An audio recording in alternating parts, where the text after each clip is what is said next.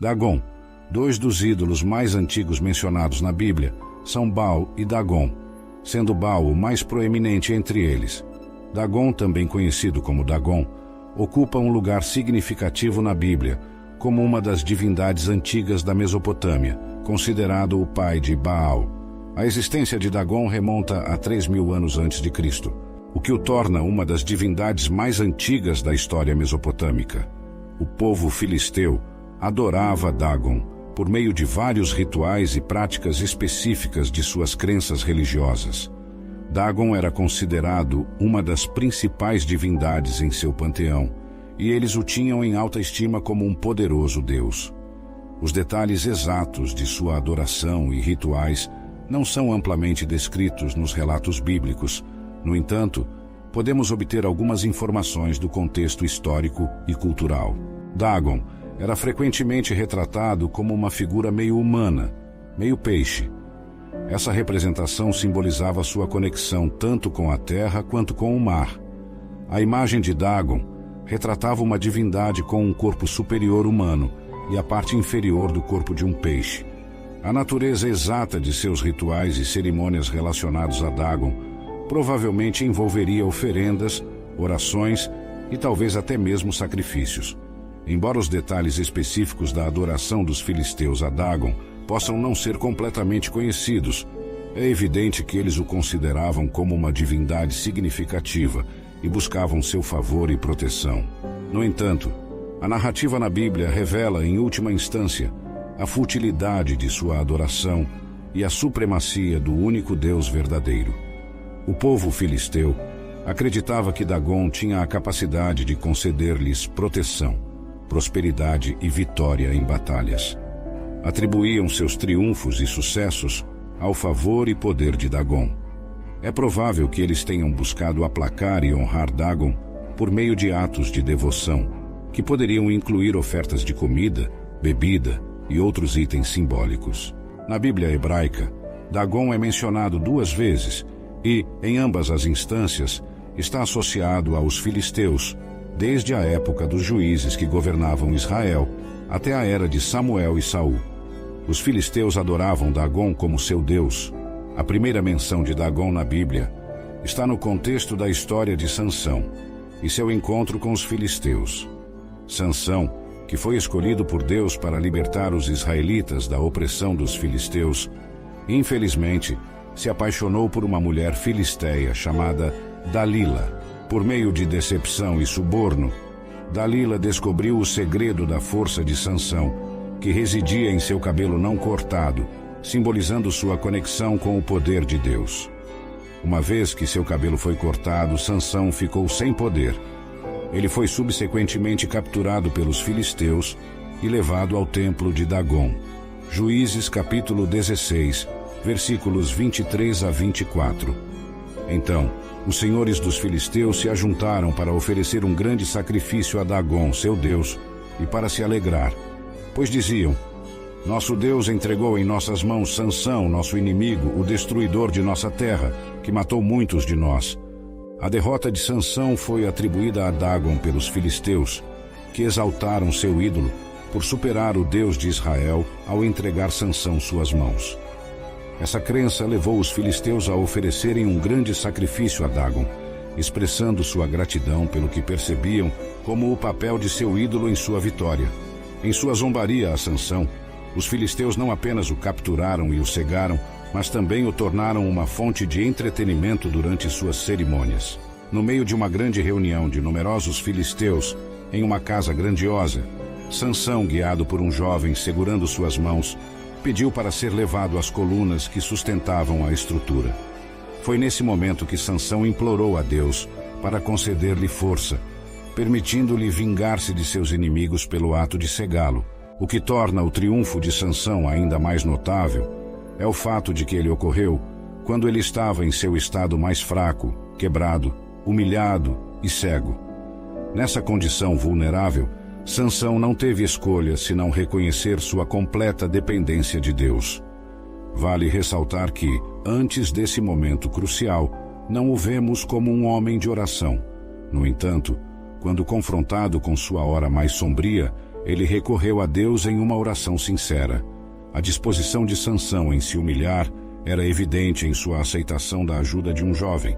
Não mais confiando em sua própria força e orgulho, ele demonstrou uma humildade recém-descoberta que lhe permitiu receber ajuda de alguém muito mais fraco do que ele. Esse ato de humildade e confiança em Deus pavimentou o caminho para sua vitória final. A história de Sansão serve como um poderoso lembrete de que a verdadeira força e triunfo não vem de nossas próprias habilidades ou autossuficiência, mas de nossa entrega a Deus e de nossa confiança inabalável em seu poder. Muitas vezes, é em nossos momentos de quebrantamento e humildade que descobrimos a profunda força e graça que Deus nos concede. Nesse momento comovente, Sansão demonstrou que a verdadeira força não reside na destreza física, mas na fé inabalável e dependência de Deus. Apesar de suas aflições e limitações, Sansão confiou no poder do Todo-Poderoso e, por meio da intervenção de Deus, alcançou uma vitória que superou todas suas conquistas anteriores. O sacrifício final de Sansão nos ensina que a força de Deus se aperfeiçoa em nossa fraqueza.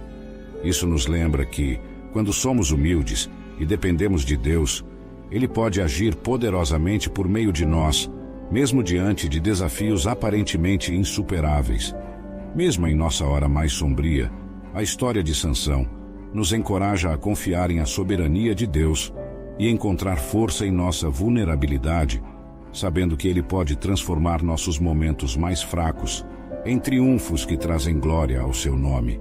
Em 1 Samuel, capítulo 4, um evento significativo se desenrola quando os israelitas entram novamente em guerra com os filisteus, resultando na captura da Arca da Aliança.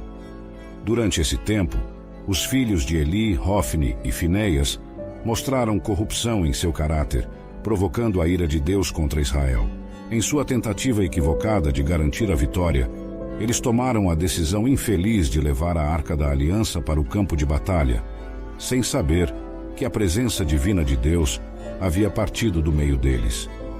Com a arca em sua posse, os israelitas entraram na batalha com esperança e confiança, confiando unicamente no objeto sagrado que acreditavam trazer-lhes triunfo. No entanto, sem o seu conhecimento, sua confiança estava equivocada, pois Deus havia retirado seu favor. Conforme o conflito se desenrolava, os filisteus emergiram vitoriosos, sobrepujando os israelitas e capturando a preciosa Arca da Aliança. 1 Samuel, capítulo 4, versículo 11. E a Arca de Deus foi tomada, e os 2 filhos de Eli, Hofni e Finéias, morreram. 1 Samuel, capítulo 5, versículos 1 a 4. E os filisteus tomaram a Arca de Deus, e a trouxeram de Ebenezer a Asdod. E os filisteus tomaram a Arca de Deus, e a trouxeram à casa de Dagom, e a puseram junto a Dagom. E levantando-se de madrugada no dia seguinte, eis que Dagom jazia caído com o rosto em terra, diante da Arca do Senhor. Porém a cabeça de Dagom e ambas as palmas de suas mãos estavam cortadas. Ao limiar, somente ficou a base de Dagom. Indubitavelmente, os filisteus se regozijaram em seu triunfo, ostentando confiantemente a superioridade de seu Deus sobre o Deus de Israel. Eles confrontaram o Deus de Israel no campo de batalha, convencidos de que sua divindade Dagom lhes havia concedido a vitória e derrotado Israel. Agora, a Arca da Aliança permanecia como um troféu no templo de Dagom, seu próprio Deus. Sua vitória percebida parecia absoluta, com os filisteus atribuindo seu sucesso a um ídolo inanimado. Mantiveram a Arca da Aliança dentro do santuário de Dagom, sem saber que Deus lidaria com Dagom de maneira mais prática do que havia feito na época de Sansão. Quando o povo de Asdod se levantou cedo no dia seguinte, depararam-se com uma visão surpreendente. Dagom havia caído prostrado diante da Arca do Senhor, com o rosto no chão. Apressadamente, eles levantaram Dagom e o devolveram à sua posição original. No entanto, para sua surpresa, a manhã seguinte apresentou a mesma cena novamente. Dagom estava caído diante da Arca do Senhor, com o rosto no chão. Mas desta vez, houve uma alteração significativa. Sua cabeça e mãos estavam quebradas e jaziam no limiar, enquanto apenas seu corpo permanecia intacto. A partir desse momento, ninguém ousou entrar na casa de Dagon em Asdod. Tente imaginar o horror experimentado pelos sacerdotes filisteus quando entraram no templo de Dagon na manhã seguinte. Eles não apenas testemunharam seu Deus se curvando diante do Senhor, mas também viram a imagem quebrada. Era difícil atribuir tais incidentes ao mero acaso, especialmente considerando os dias repetidos de queda de Dagon e o estado quebrado de sua cabeça e mãos. Essa série de eventos serve como um testemunho notável do poder e soberania do Senhor Deus sobre ídolos falsos, revelando que nenhum ídolo ou imagem esculpida pode permanecer na presença do Deus Todo-Poderoso. A humilhação e destruição de Dagon foram uma clara demonstração da futilidade de depositar fé em ídolos inanimados. Sejamos lembrados da lição transmitida por meio da derrota de Dagon, para que fortaleça em nós a importância de adorar o único Deus verdadeiro, o Deus vivo que reina sobre toda a criação. Que nunca sejamos enganados a depositar nossa confiança em deuses ou ídolos falsos. Que nossa devoção seja direcionada exclusivamente ao Todo-Poderoso, que merece nossa adoração e devoção.